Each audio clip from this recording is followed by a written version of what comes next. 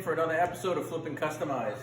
Today we got our 2002 Toyota Tacoma in here that's in desperate need of an oil undercoating. So nothing fancy, but what we're going to get into today is we're going to get this thing up on a lift. We're going to remove the wheels just because I have better access to what I'm going to be doing. And then I bag the rotor as far as keeping that protected. I'll kind of show you some areas that I go into and some areas to focus on and show you the process of coating it. So let me show you the product.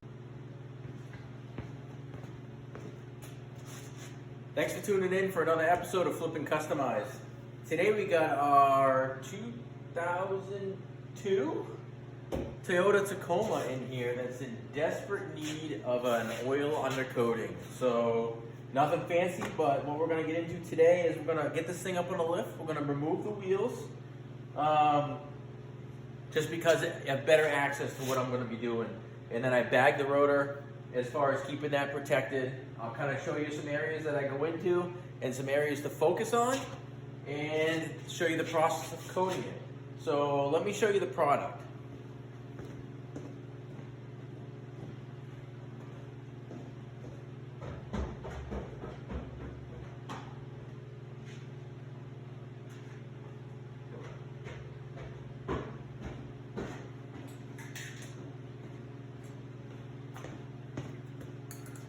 All right, so what we have here is the New Hampshire Oil Undercoating Black. I use this stuff a lot. I've had great luck with it. It's a good product. It's messy. I will warn you that. Anything and everything in the vicinity that you don't want a atomized film of oil on, I would protect it. That's the only crappy part about it, is it is a messy job. And then the aftermath of that is when you work on the vehicle, you stain every article of clothing that you could imagine. So on the positive or flip side to that, with that being said, is you've helped in, how do I say this? You've helped prolong the life of this truck. So the customer's just looking to get a few more years out of it.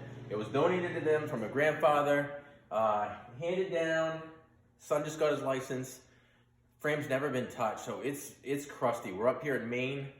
Things rust and they rust rapidly. So, but what we're gonna do is we're gonna give her a good coating. And actually I use a little bit different product for the tighter areas. And by tighter areas, the only reason why I say that is because getting in some of the door panels, depending on the holes that are pre-drilled, I try not to add additional holes into the panels.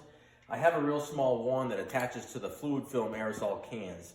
It's also a good product. I use it a lot in the very tight areas. But for the majority of the job, it's New Hampshire Oil Undercoating. That's just what I use. I know there's a ton of products out there.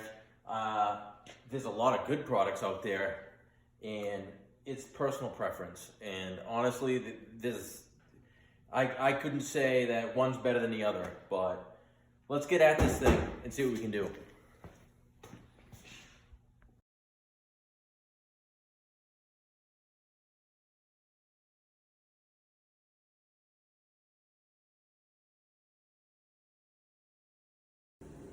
All right, here we go. So you saw me get it up onto the lift and had to give the wheel a little bit of love because like the frame, the wheels are corroded as well, and those don't come off good either.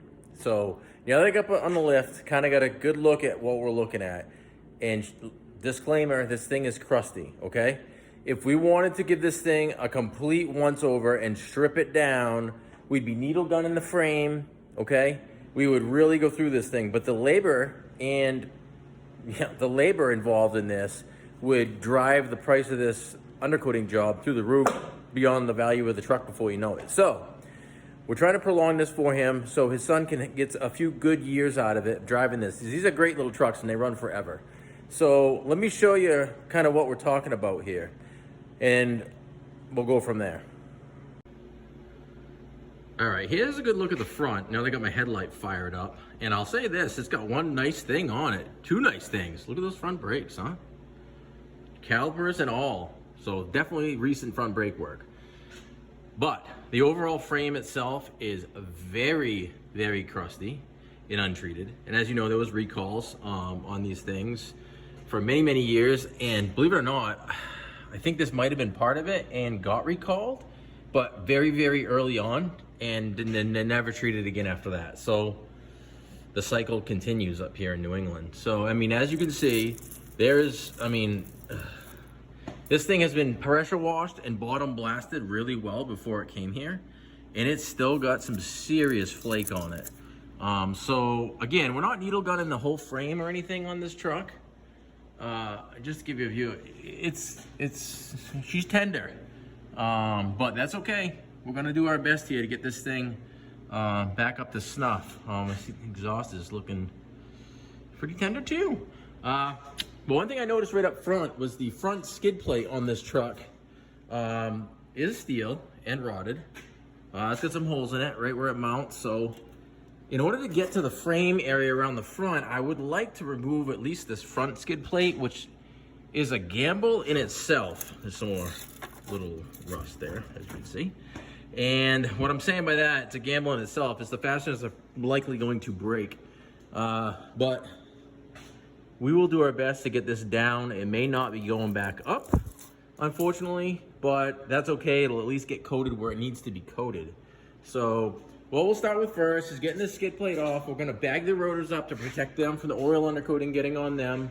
You try to avoid the exhaust the best you can. It's not a huge deal. Obviously, you're not gonna coat it, like cover the exhaust on purpose of the engine, but you gotta get up in there and around there to really give everything a good coat. I'm gonna take some really, really obvious areas like this.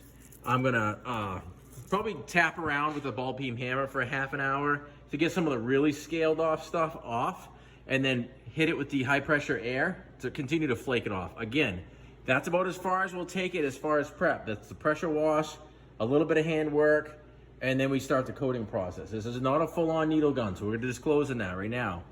And again, we're gonna get inside the doors, everywhere as we can get with this thing. It's gonna get a good coating, and you'll see it's gonna look a lot different when we're done.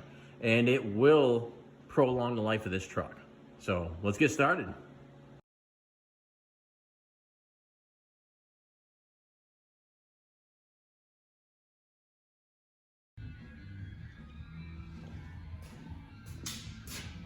So I'm gonna tell you something. I didn't think those screws were coming out of that skid plate. I don't know that it's ever even been off, aside from maybe that frame swap at the beginning of that whole period. And I'll be damned, I'm not a spokesperson for these guys, but this Silicoil, holy damn, is that a good product. I can't speak highly enough about this stuff. Anything, I swear to God, I didn't photo edit or nothing. I soaked these down for about 5 minutes and they came out.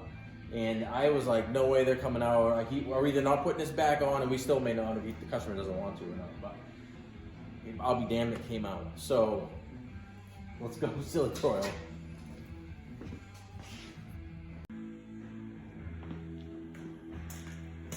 All right, well, I said I wasn't gonna needle gun it. I'm gonna hit it with the ball peen hammer a little bit here and there, and scale off a little bit with a flat blade screwdriver, putty knife, or something like that. But I didn't lie, okay? But I'm gonna give it a little love with the needle gun. And again, no, we're not stripping this thing completely down, but some of the heavy areas, I'm just gonna I don't know, give it a half hour or so with some love on some of these areas, just because I feel better about it, and then we'll blow it all off. Because again, I wanna do the best job I can within the budget of the customer. So let me give this thing some love.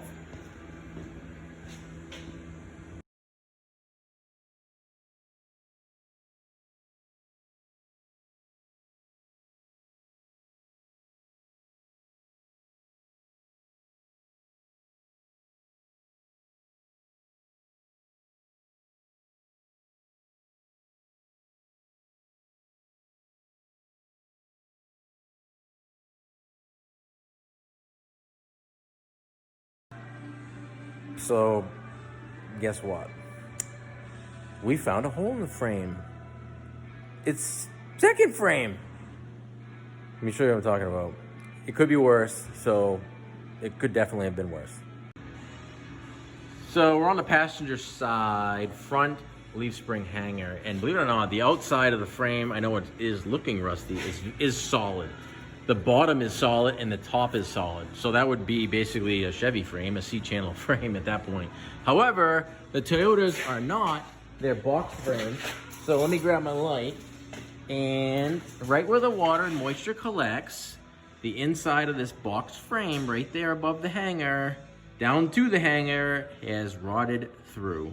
This truck has been sitting in a yard idle for a long time, so not a good thing for trucks or vehicles in general, especially up here in Maine. So love that stuff.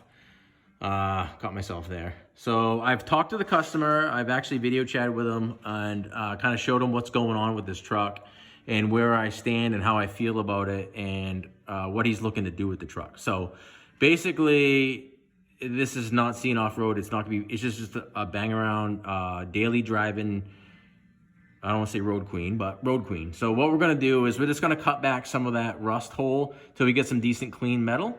We're gonna get a piece of 1/8" steel plate, cut it out and weld that in, burn that in on the frame. So we'll put that box frame back to where being a box frame, and he'll feel better about it. I'll feel better about it, and then we'll move on with the oil undercoating.